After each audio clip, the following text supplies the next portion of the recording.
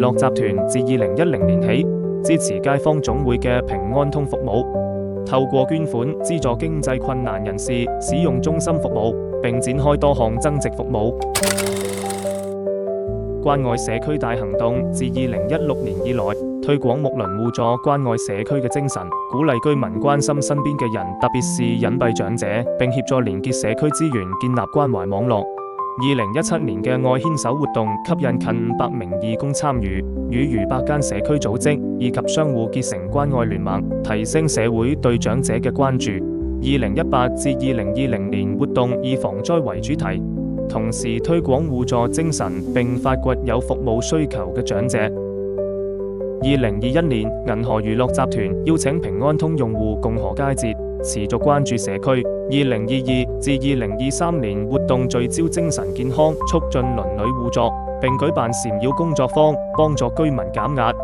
2024年起，活動以科技關愛為主題，組織咗100名銀娛義工隊成員及學生一齊探訪獨居長者。學生透過交流，深入了解長者的生活需要，並參與科技創新輔具設計比賽，將所見所聞所想融入創意，為長者帶來更便利嘅生活體驗。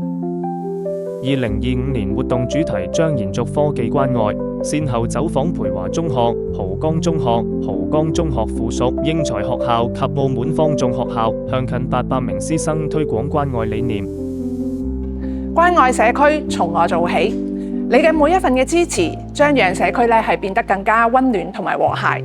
讓我哋攜手參與關愛行動，關心身邊嘅每一個人，共同為社區貢獻力量。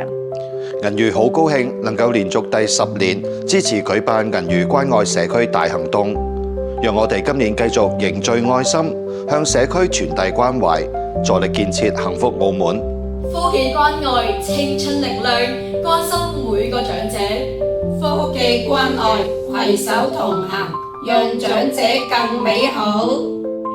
科技關愛攜手共創，讓社區更溫暖。至今活動動員咗超過3300名義工，連結1350多間企業，成功接觸逾6萬人次，支援超過300名有需要人士。讓我哋一起攜手關心社區，為需要嘅人士提供支持，一起營造充滿愛與關懷嘅環境。